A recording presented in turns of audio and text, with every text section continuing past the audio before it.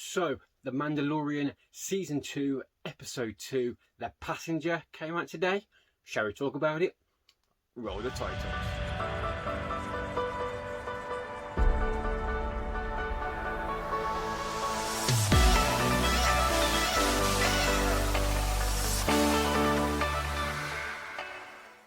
Hi guys, it is Mr. Scotty Pie and I am back for another video. As I said in the intro, I'll be talking about the second episode of the second season of The Mandalorian called The Passenger. Obviously, last week's episode, The Marshal, I thought was an absolutely fantastic episode, really good start to the series. So I had high hopes going into the second episode. It did not disappoint at all. It kind of started where the last episode left off, with him on Tatooine, and he gets another tip from the mechanic saying that you should know someone who might know where Mandalorians are. So that leads him having to give a frog-like alien species a lift to sort of a planet because she believes her husband knows about where he can find Mandalorians.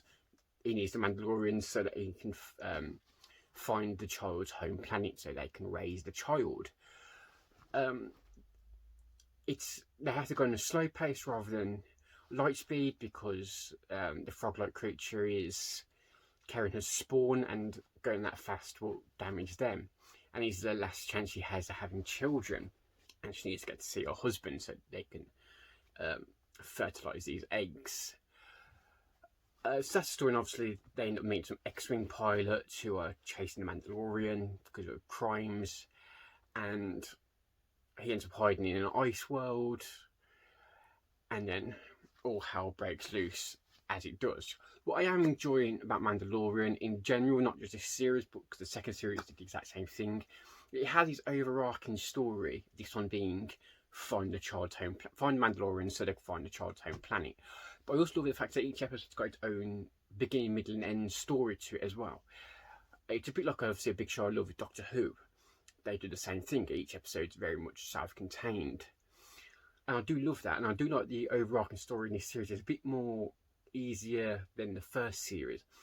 It was a bit more complicated, not overly complicated in the slightest, but there's a few extra things, like tree branches off the main story overarching. This time it's very straightforward. I'm assuming we might get those extra branches grow throughout the series, but we'll see. At the moment it's very straightforward, and each self-contained episode is an enjoyable watch.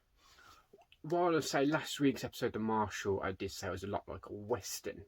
This time was very much a sci-fi horror, because this was very much like the film Alien.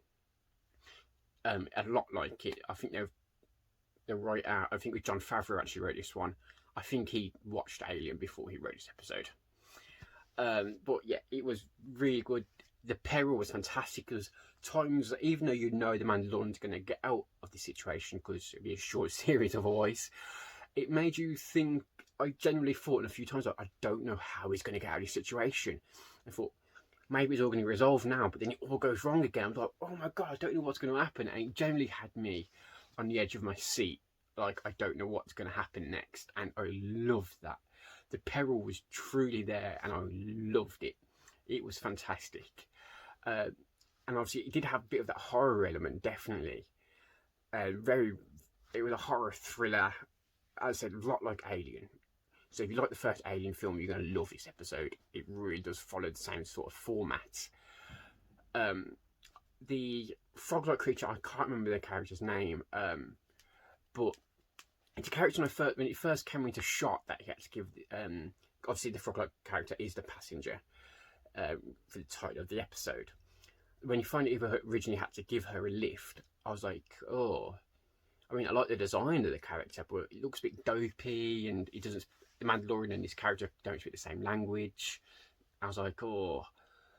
But in no time at all, you're fully in on this character. You can realise she's smart. She's just a caring mom, and she does what she needs to do, and it's such a fleshed out three-dimensional character that it's so fantastic.